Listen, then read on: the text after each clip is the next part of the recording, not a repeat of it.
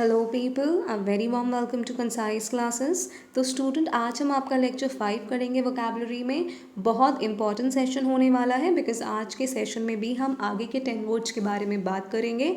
तो इस वीडियो को विदाउट स्किप करें, एंड तक देखना। एज बहुत सारी चीज़ें मैं आपको in between of the session बताती हूँ, तो अपने प्रॉपर नोट्स मेंटेन करना और प्रॉपरली उन्हें रिवाइज भी करना। तो आइए स्टार्ट करते हैं। आपका फर्स्ट वर्ड है स्टूडेंट्स एम्बियंस। सी एम्बियंस क्या होता है? किसी भी प्लेस का एटमॉस्फेयर।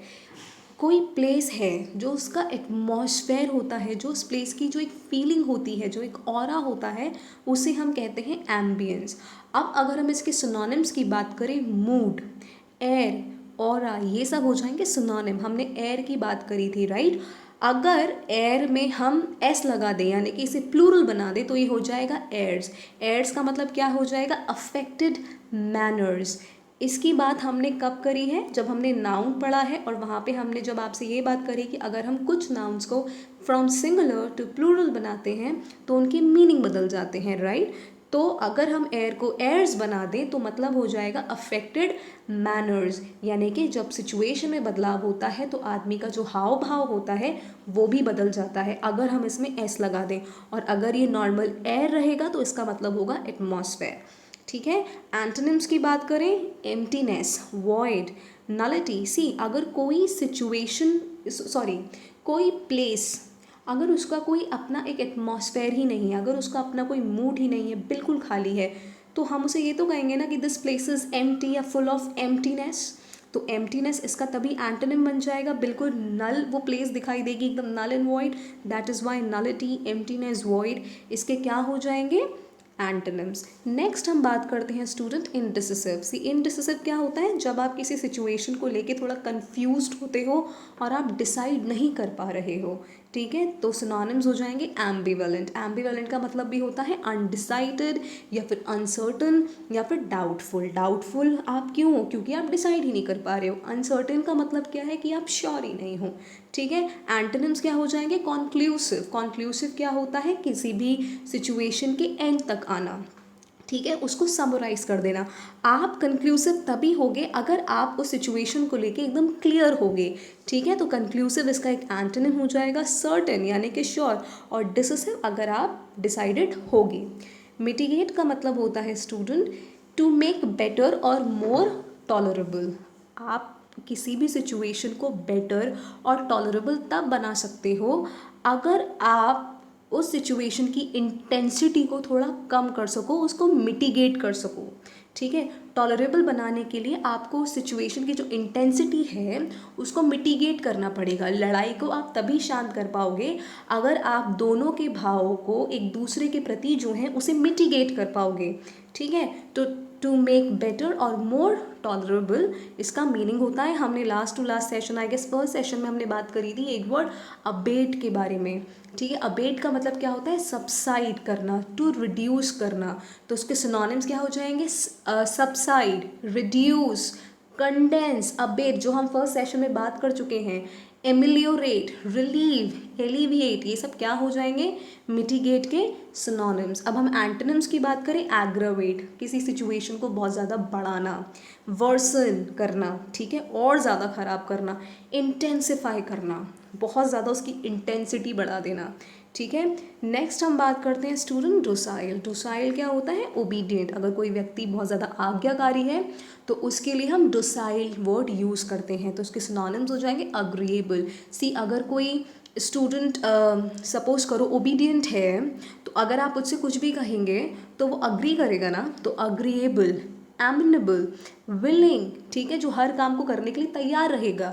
तो ओबीडियंट के ये सारे हो जाएंगे सिनोनिम्स। अगर हम एंटोनिम्स की बात करें, इररिस्पॉन्सिबल, जो व्यक्ति ओबीडियंट नहीं है, डोसाइल नहीं है, सबमिसिव नहीं है, आप उससे कुछ भी करने को कहो वो पूरी रिस्पॉन्सिबिलिटी से नहीं करेगा, right. That is Y irresponsible, unwilling, arrogant इसके एंटोनिम्स हैं। नेक्स्ट हम बात करते हैं स्टूडेंट एमनेस्टी की। एमनेस्टी का मतलब क्या होता है? कि बहुत सारे लोगों ने अगर कोई लॉ को या फिर किसी पॉलिसी को वायोलेट करा है, अगर उसका उल्लंघन करा है, तो उनको एक साथ बरी कर देना, उसे हम कहते हैं स्टूडेंट एमनेस्टी। तो सिनोनिम्स क्या हो जाएंगे? फॉरगिव, एब्सोल्यूशन, कॉन्डोनेशन, ये सारे इसके सिनोनिम्स हैं। तीनों का मतलब सिमिलर है, बिल्कुल एकदम एमनेस्टी के, ठीक है। एंटोनिम्स की बात करें तो पेनल्टी, ठीक है, आप पेनल्टी लगा लेते हो, और रिटेलिएशन, पनिशमेंट, कॉम्पनसेशन भी आप कह सकते हो, अमनिस्टी के हो जाएंगे एंटोनिम्स। नेक्स्ट हम बात करते हैं स्टूडेंट अनएथिकल। अनएथिकल का मतलब होता है जिसमें सही की समझ नहीं होती है और वो इमोरल होता है, हमेशा गलत काम करता है, रूथलेस होता है, ठीक है। तो इमोरल, अमोरल, रूथलेस स्टूडेंट इसके सिनोनिम्स होते हैं। बेसिकली आपके तीन वर्ड होते हैं, मॉरल, इमोरल और अमोरल। सी, मॉरल व्यक्ति वो होता है जो हमेशा सही काम करता है, इमोरल जो हमेशा गलत करता है, अमोरल जिसमें सही और गलत की समझ नहीं होती। जैसे छोटे छोटे बच्चे जो होते हैं, जो उन्हें सही और गलत की समझ नहीं होती है। लेकिन जो आपका अमोरल है वो नियर सिनोनिम है, ठीक है, बिकॉज अमोरल में भी आ रहा है कि जो व्यक्ति गलत करता है, जिसे सही और गलत की समझ नहीं होती है। अब हम एंटोनिम्स की बात करें तो एथिकल, मॉरल, कॉन्शनेबल, कॉन्शनेबल जिसे सही की समझ है, और अनकॉन्शनेबल जिसे सही की समझ नहीं है, जिसके अंदर कंसाइज नहीं है, जिसे अवेयरनेस नहीं है अपने आसपास की सिचुएशन की, सही और गलत की, ठीक है। तो कॉन्शनेबल भी इसका एक एंटोनिम हो जाएगा। नेक्स्ट हम बात करते हैं स्टूडेंट अमॉर्फस की। अमॉर्फस का मतलब होता है जो बिल्कुल शेपलेस है, अनस्ट्रक्चर्ड है, ठीक है, अनशेप्ड है, ब्लॉब लाइक है, फॉर्मलेस है, ये हो जाएंगे अमॉर्फस के सिनोनिम। बेसिकली जो बिल्कुल भी शेप में नहीं है। अब हम एंटोनिम की बात करें तो जो डेफिनेट है, जो शेप्ड है, शेप नहीं होगा स्टूडेंट, शेप के आगे डी लगा लेना, जो शेप्ड है, रेगुलर है, जैसे अमीबा है, ठीक है। तो amoeba is an amorphous organism, ठीक है, क्योंकि उसका स्ट्रक्चर बिल्कुल भी शेप में नहीं है ना अमीबा का, तो उसकी शेप कैसी है? अमॉर्फस, वो शेपलेस है। नेक्स्ट हम बात करते हैं स्टूडेंट अनाक्रोनिज्म। सी, अनाक्रोनिज्म का मतलब होता है कोई भी चीज़ जो आउट ऑफ टाइम है या फिर आउट ऑफ प्लेस है। स्पेलिंग याद करने के लिए आप बोल सकते हो एनाक्रोनिज्म, लेकिन जो इसका करेक्ट प्रोनाउंसिएशन है दैट इज़ अनाक्रोनिज्म, ठीक है।